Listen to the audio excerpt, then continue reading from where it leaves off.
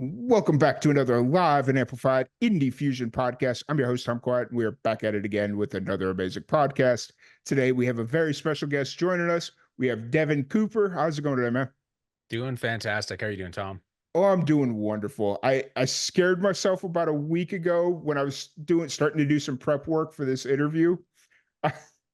So I was when I first started doing prep work, for whatever reason, I kept calling you Drew Cooper. And so I kept typing that into Spotify or whatever. And I'm Yeah. like, I can't find this guy's album anywhere. Like this Drew Cooper keeps popping up and he hasn't released music in like 2 years. I don't know what's going on here. And then like one day, I think your PR agent was like, hey, can you send me the Spotify link? And I was like, it's Devin Cooper. That's Yeah. where the mistake was. So, and it Well, was like, yeah. I'm glad you found it. Right. But I definitely love your full, it's a deluxe album, which you don't see a lot of musicians doing right now, which is, I think, really cool and makes it unique and all that fun stuff. So, what's kind of the story thought process behind the deluxe album? Well, back in 2022, I released the initial Good Things EP. It was Mm. 4 songs done 2 ways, fully produced and live acoustic. And as I was writing a bunch more tunes after the record had come out, kind of thinking about what the next project would be and kind of seeing the direction of where things would go, I realized that I was still writing songs that were in the Good Things story and the Good Mhm. Things chapter. And as I got looking at everything, I kind of realized I'd be doing a disservice to the Good Things EP that was Mhm. out, the art that I'd already created, if I didn't finish telling that story fully. And so I wrote a ton of songs, but I picked the 7 songs that kind of finished telling that Good Things story, uh, added them together, and now we've got 11 fully produced and 11 live acoustic. Nice. That's cool. I wish more musicians did that because I like that you're taking multiple swings at a song to see which variation people are going to get behind because you just don't know this day and age. Totally. And I've always been a big fan of like hearing my favorite songs stripped down and played live Yeah. acoustic, like when rock bands would be going to the radio station and doing like live on air performances and Yeah. things like that. So kind of gives a different twist on the song, as well as kind of shows how the song was created, because we wrote all the tunes just sitting around with our acoustic guitars. So Yeah. Yeah.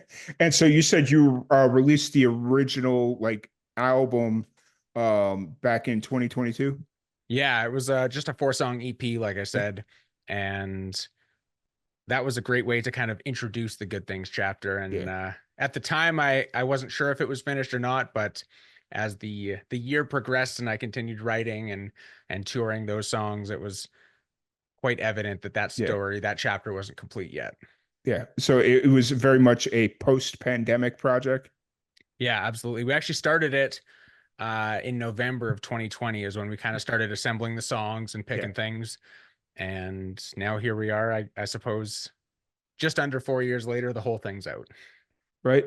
Hey, that's what's up. It almost speaks to that time and era. Like it's so weird to say 4 years ago was like a completely different era, but it almost feels like because you were looking for good things in a very Oh, negative down time. absolutely. And so like the fact that you released an EP, Good Things, and you kind of continued on it, it feels like it was everything you were if just like from an outsider looking in. Obviously we just met and I just learned about you a few weeks months ago, but it just kind of feels like all those good things you were looking for during the pandemic kind of found its way on this album. Absolutely. And it was a long process, and I feel like I'm going to shoot myself in the foot for saying this, but like the hook of the title track is, you know what they say about good things, they take a little longer than you might think. So Mm-hmm.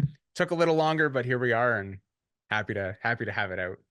Nice. And so it's been out little less than a month, right? Yeah, just September 6th that came out. So I guess just over a month by a couple Just days. over. For Yeah. some reason, in the back of my head, I was thinking the 16th, but I was like, nope, that's not correct. So Yeah.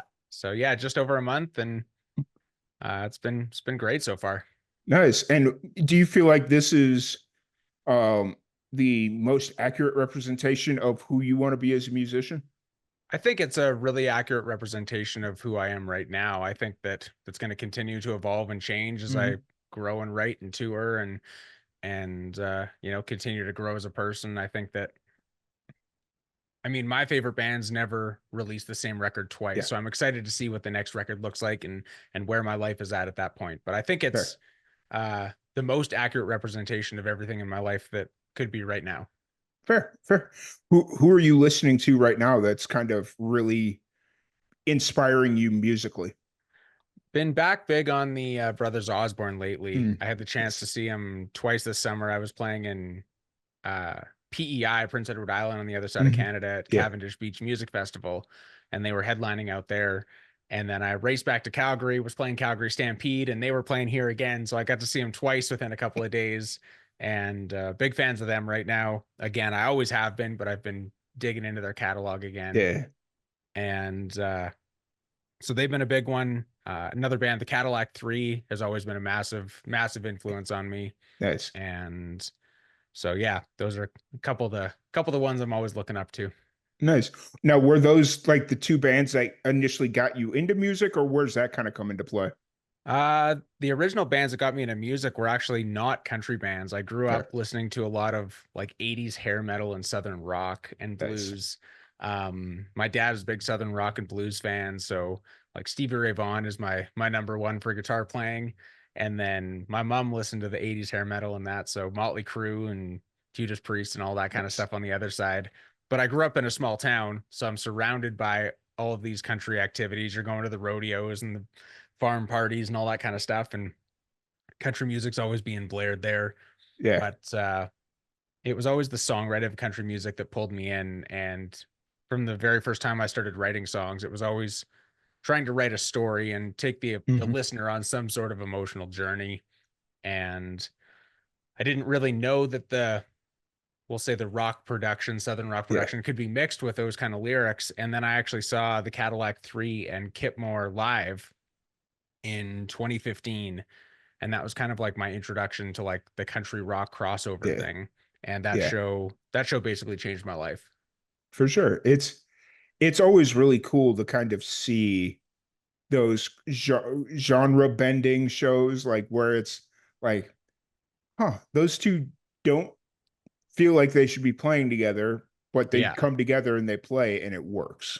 absolutely. So So it's been cool to see nice. that, and I think it's continuing. I mean, you look at all of the artists who are putting out country records Mhm. today, and it's quite a wide spectrum of artists from a bunch of different genres that are Oh yeah. all telling stories.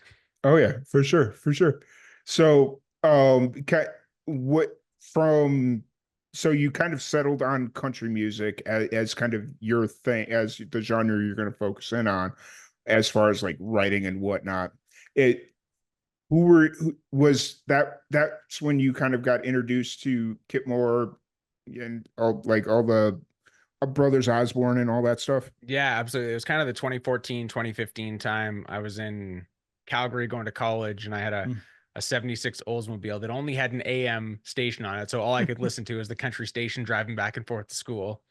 And that's when I really kind of dug into the country music genre and kind of learned all about that.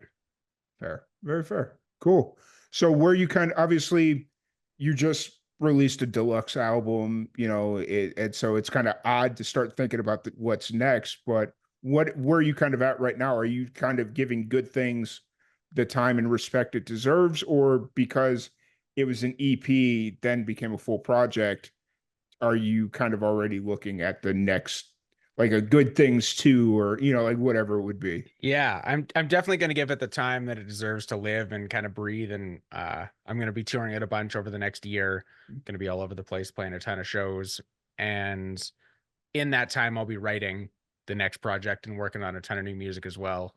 But in terms of the release date for next stuff, I'm not sure on that yet. Yeah, I'm gonna live with this for a while and write a ton again and get back into that groove yeah. and kind of see where the direction is headed. Fair, very fair. How's the writing been? Obviously, focusing in on good things, the full album took a lot of time, but how's the writing process been since I guess even like the EP dropped? It's been good. I've been writing a ton. lots of the same people that I've been writing with, and Mhm. lots of new people as well. I suppose kind of one of the good things that came out of 2020 is Zoom writing, and the fact Yeah. that people are willing to do that a little more now. You don't necessarily have to get in the room with them. So if I'm up here in Calgary, I can still book a bunch of writes with my pals in Nashville, and Yeah. we can make it work even though if I'm not in town. So Yeah. it's been yeah, pretty consistent writing and lots of tunes I'm excited about. Nice. How often are you going to Nashville? Are you going pretty consistently or not as much as you'd like? Yeah, pretty consistently. I usually try and get down a few times a year. I was just Mhm. there a couple weeks ago. We did a whiskey jam Nice. showcase down there, which was a blast, and then a songwriter round for Raised Rowdy, and that was a blast. Mm. And I'll probably be back down there in either November or January doing a bunch more writing. Nice. Nice. Yeah, I've been trying to get better about getting out to Nashville. It's I went out for the first time in 2018, and then I was out there right before the pandemic hit.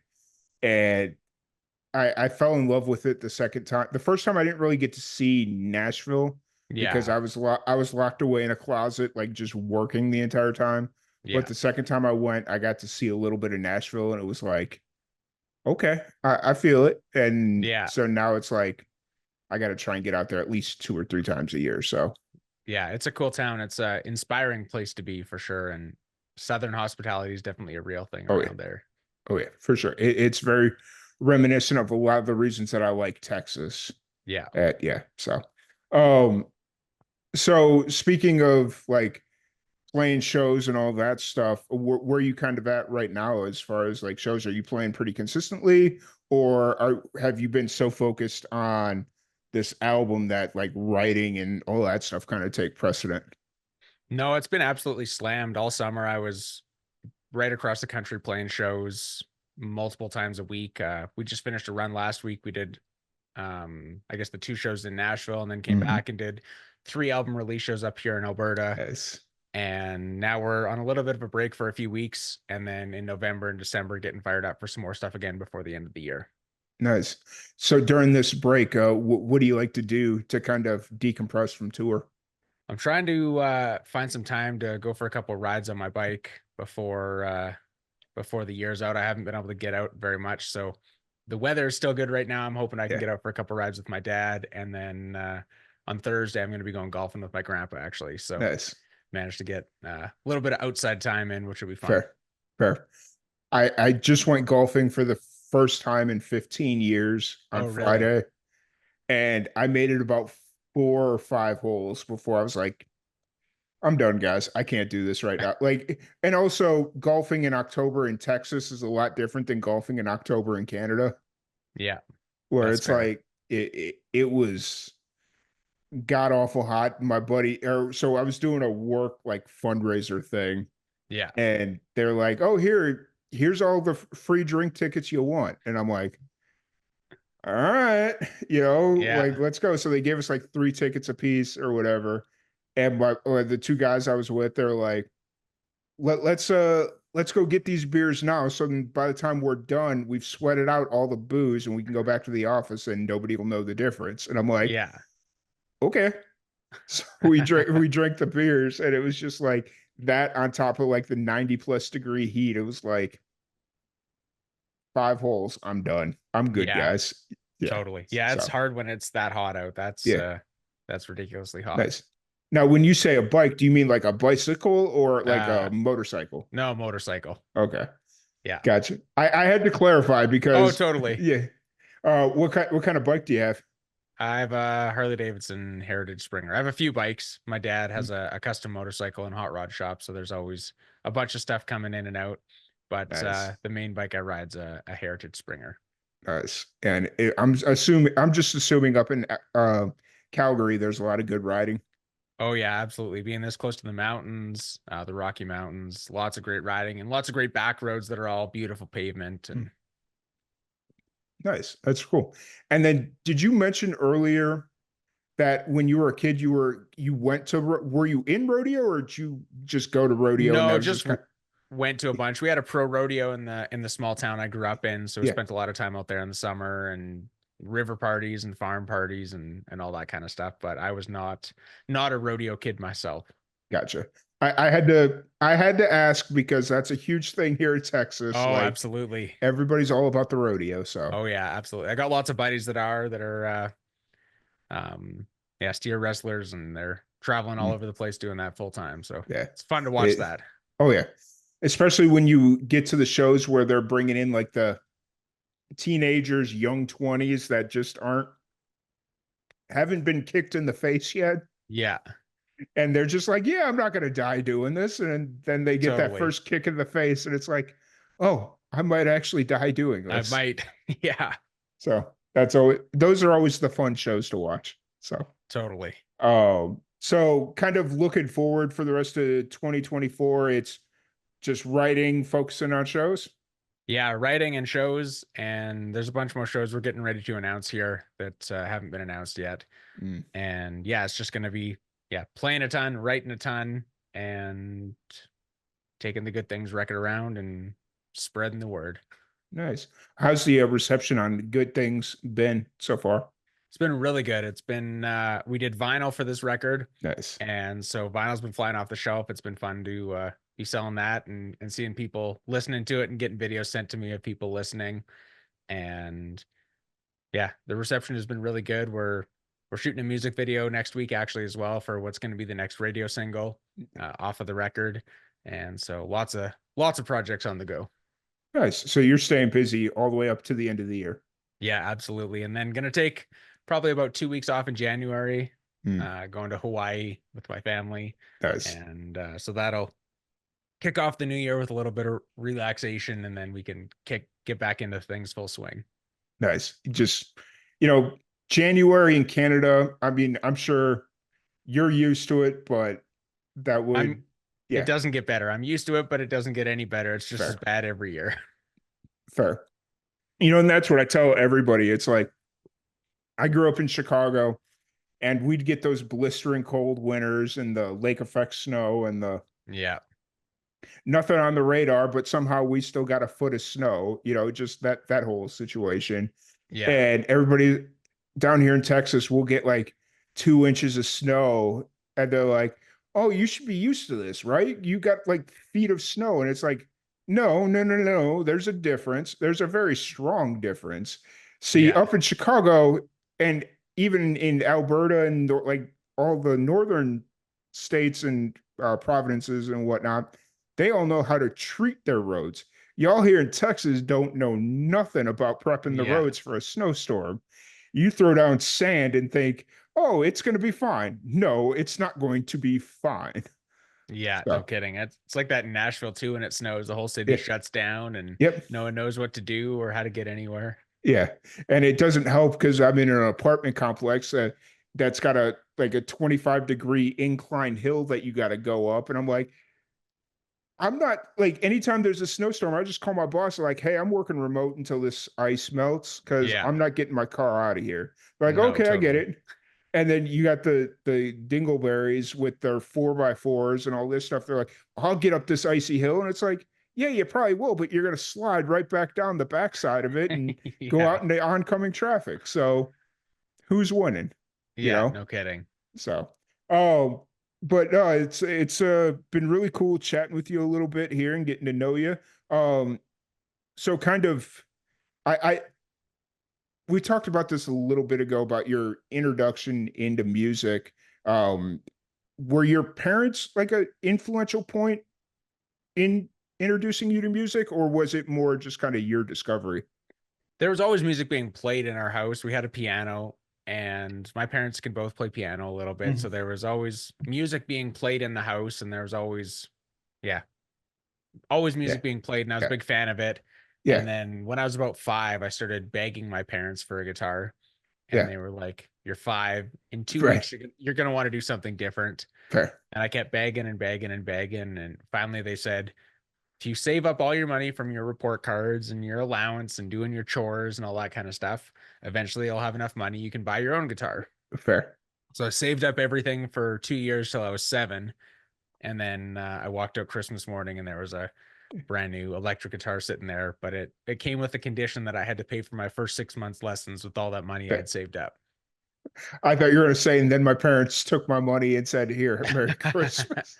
No. I was, I was waiting for that punchline. That would Yeah. be, oh, was there a because we talked a little bit that your mom was like very much into the hair metal, well, like Motley Crue and all that stuff, and your dad was into his thing.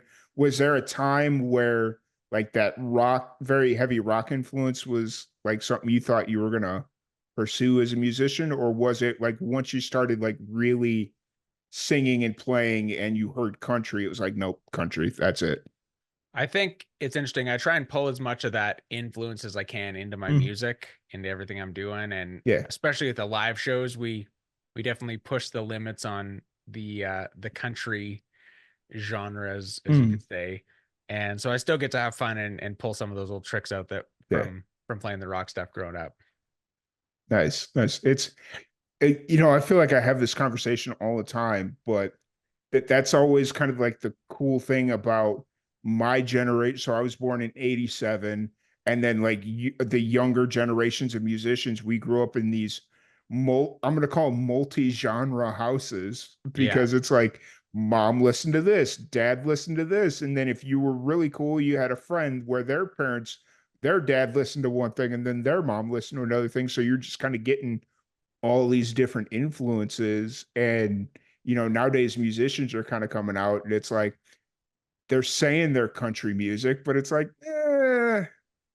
it's not really country music, or it's not really yeah, rock. It's just kind of like it's good, like don't get me wrong, but I wouldn't classify that as country music or rock, like whatever it is. So totally. To me, at the end of the day, I think it's a country music song if you can grab an acoustic guitar, play yeah. with an acoustic guitar, and tell a story that's gonna captivate a room and make them feel something.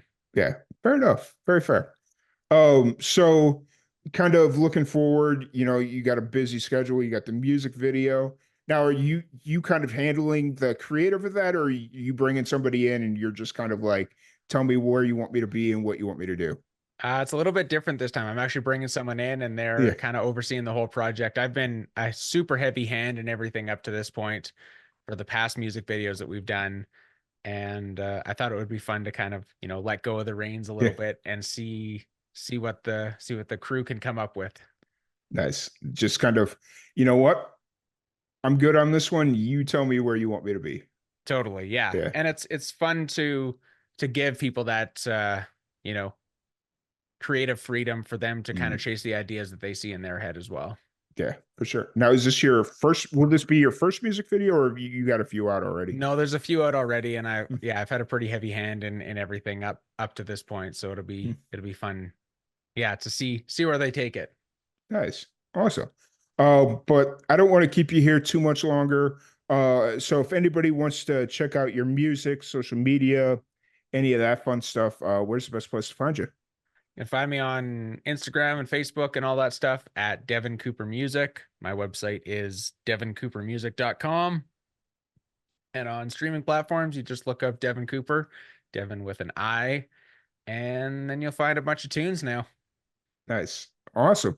Well, I really appreciate your time and I've really enjoyed getting to chat with you, getting to listen to your music over the last few weeks, and hope we get another opportunity to sit down and do it all again. Yeah, So I would love that. Thanks so yeah. much, Tom. Absolutely. And thank you, everybody, for tuning in. If you want to listen to Good Things by Devin Cooper, the Spotify link will be in the description below. So you are free to go click that now and go check out all the fun, cool songs, the acoustics. I'm not going to tell you my favorite. I'll let you kind of form your own opinion. That was something I got yelled at for once. Was Oh, trying to really? somebody was like, I wish you wouldn't tell us what your favorite song is because now I got to go listen to that, and I feel bad if it's not my favorite. I was like, that just sounds like a you problem, bro. Like, just Yeah. Oh, but once again, I really appreciate everybody's time, and we will see you all later.